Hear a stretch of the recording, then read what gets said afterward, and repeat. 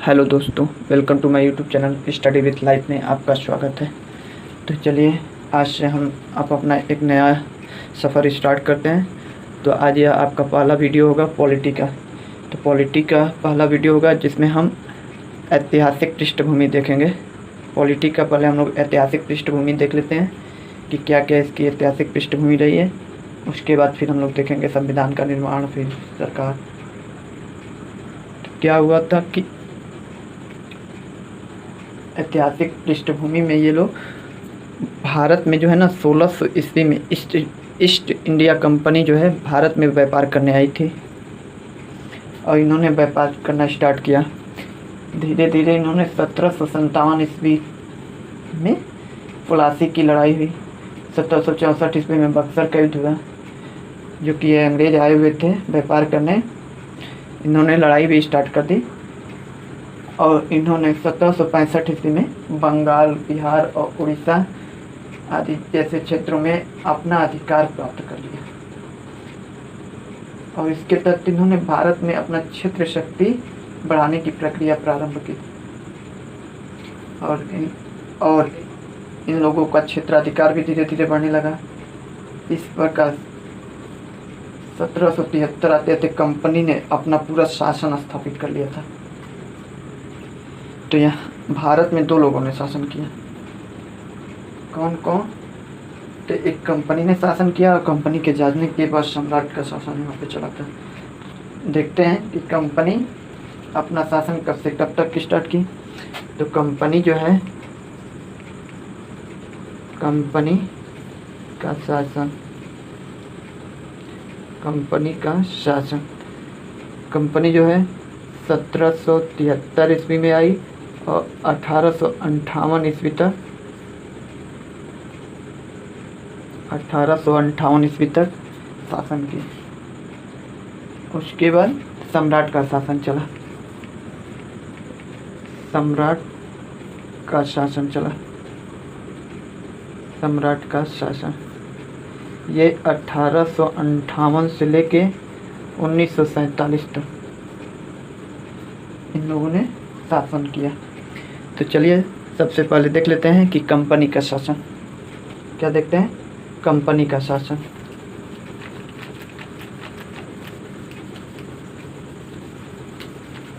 तो हेडिंग डालते हैं हम लोग, कंपनी का शासन।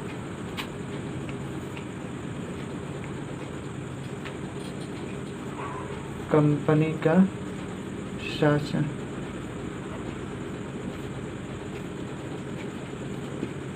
कब से कब तक? 1773 से लेके 1858 तक कंपनी अपना शासन स्टार्ट की। तो कंपनी ने अपना शासन स्टार्ट करने से 1773 में अपना एक रेगुलेटिंग एक्ट लाई थी। कौन से? कंपनी अपना 1773 का रेगुलेटिंग एक्ट लाई थी। 1773 का रेगुलेटिंग एक्ट।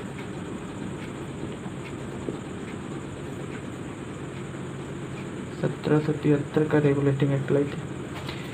इस रेगुलेटिंग एक्ट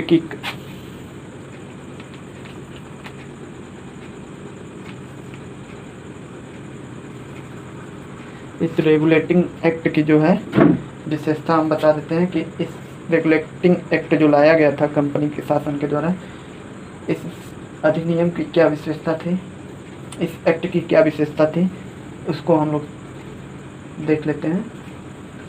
तो ये इस एक्ट की ये महत्व बनाया गया कि जब भारत में ईस्ट इंडिया कंपनी जो है, भारत में ईस्ट इंडिया कंपनी अपने कार्यों को नियमित और नियंत्रित करने की दिशा में जो है ब्रिटिश सरकार द्वारा उठाया गया यह पहला कदम था। 1 नंबर पॉइंट में लिखते हैं 1773 का जो रेगुलेटिंग एक्ट था कि भारत में जो है ईस्ट इंडिया कंपनी के कार्यों को जो है नियमित और नियंत्रित करने के दिशा में ब्रिटिश सरकार द्वारा उठाया गया यह पहला कदम था। फिर दूसरा इसमें ये क्या किए लोग कि जो बंगाल के गवर्नर थे, बंगाल का गवर्नर जनरल पर नाम कर दिया। पहले बंगाल का गवर्नर हुआ करता था, उसे चेंज करके बंगाल का गवर्नर जनरल नाम कर दिया। इस प्रकार पहले गवर्नर जो बने लॉर्ड वारन हेस्टिंग्स थे और इन्होंने मद्रास बम्बई के गवर्नर को बंगाल के गवर्नर जनरल के अधीन कर दिया था। इसी अधिनियम के तहत, इसी एक्ट के अंतर्गत ये क्या कहते हैं कि कलकत्ता में 1774 ईस्वी में, इसी एक्ट के अंतर्गत क्या कहते हैं कि कलकत्ता में 1774 ईस्वी में 1774 ईस्वी में एक उच्च न्यायालय की स्थापना की थी। 1774 ईस्वी में उच्च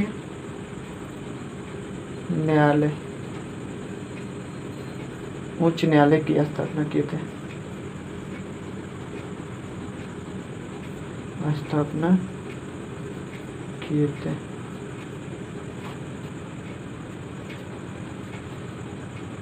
तो 1773 का रेगुलेटिंग एक्ट की विशेषताएं हमने जो बताई, इतना काफ़ी है। अब आगे चलकर 1773 की रेगुलेटिंग एक्ट की कमियों को दूर करने के लिए इन्होंने 1781 का संशोधन अधिनियम लाया था। कब? दूसरा था 1781 का संशोधन अधिनियम।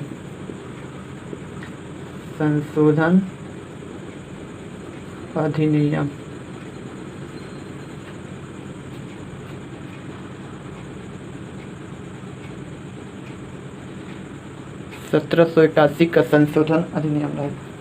तो इस अधिनियम की क्या विशेषता थी तो देख लेते हैं। ये जो 1781 का संशोधन लाया गया था, ये जो रेगुलेटिंग एक्ट ऑफ 1773 की खामियों को ठीक करने के लिए लाया गया था।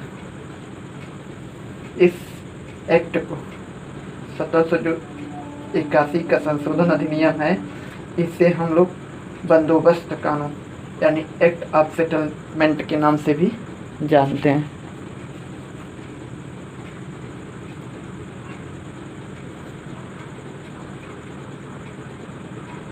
उसके बाद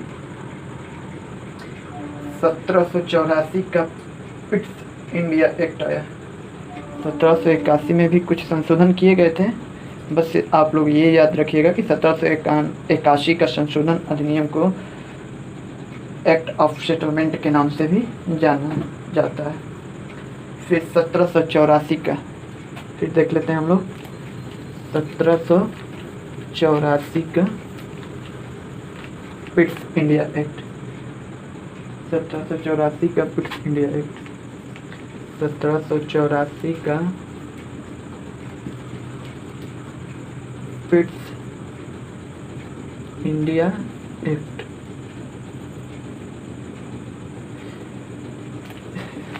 1784 का जो पिट्स इंडिया एक्ट आया था, इसकी क्या विशेषता थी तो ये भी यही था कि जो 1773 का रेगुलेटिंग एक्ट आया था, उसमें संशोधन करने के लिए 1784 का पिट्स इंडिया एक्ट आया।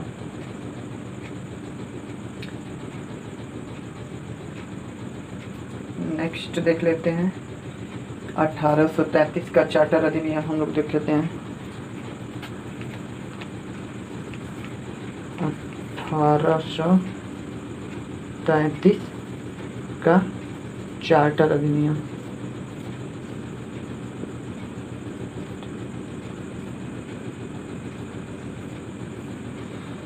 1833 का चार्टर अधिनियम की विशेषताएं देख लेते हैं।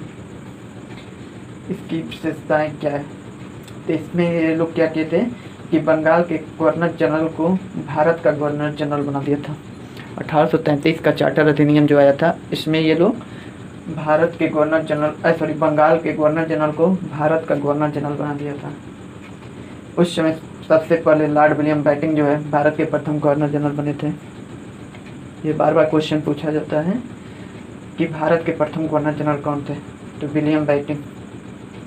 बंगाल का गवर्नर जनरल जो था वो भारत का गवर्नर जनरल बना दिया गया। तो इस प्रकार लॉर्ड विलियम बेंटिंक जो है भारत के प्रथम गवर्नर जनरल बने।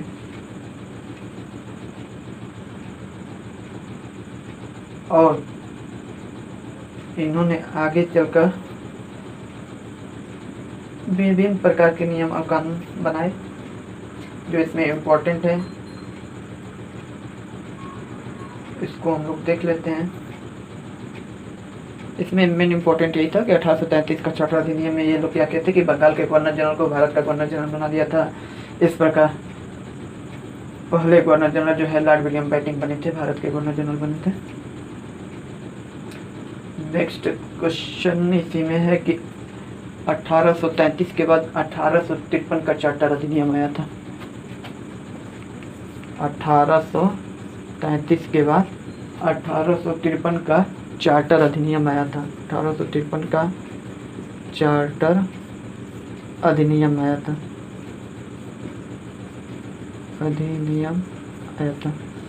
तो 1853 का चार्टर अधिनियम की विशेषताएं क्या थी, इसको हम लोग देख लेते हैं।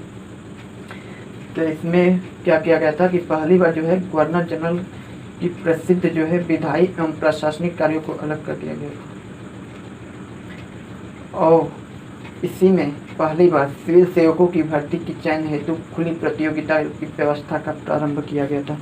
1853 के ही चार्टर अधिनियम में सिविल सेवकों के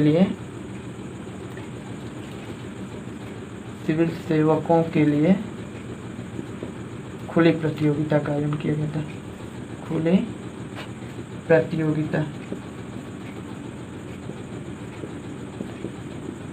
प्रतियोगिता का आयोजन किया गया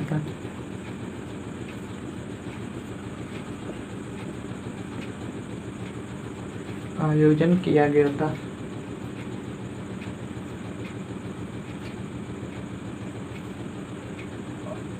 इस प्रकार जो ये है भारतीय नागरिकों के लिए भी खोल दी गई। और इसके लिए 1854 में जो है भारतीय सिविल सेवा का संबंध जो है मैकाले समिति की नियुक्ति की गई थी। कब? 1853 का चार्टर अधिनियम है और 1854 में जो है मैकाले समिति की नियुक्ति की गई थी। और इस प्रकार हमारा 1853 का चार्टर अधिनियम समाप्त हुआ। और नेक्स्ट वीडियो में हम कंपनी के शासन को समाप्त तो कर दिए इस वीडियो में। नेक्स्ट वीडियो में हम सम्राट का शासन देखेंगे 1858 से जो 1947 तक चला था। तो भारत का संविधान का निर्माण होने से पहले हम भारत के कुछ ऐतिहासिक पृष्ठभूमि के बारे में जानना जरूरी होता है। तो इस प्रकार हमने एक तो कंपनी का शासन और एक सम्राट का शासन है इस पृष्ठभूमि के अंतर्गत। तो हम लोग पहले कंपनी का शासन देख लिया है। अगली वीडियो में हम लोग सम्राट का शासन देख लेंगे, उसके बाद हम लोग अपना संविधान का निर्माण स्टार्ट करेंगे। तो thanks for watching. Please like share subscribe. और यह मेरा प्रयास कैसा रहा आप लोग वीडियो कमेंट में अवश्य बताएं। जय हिंद।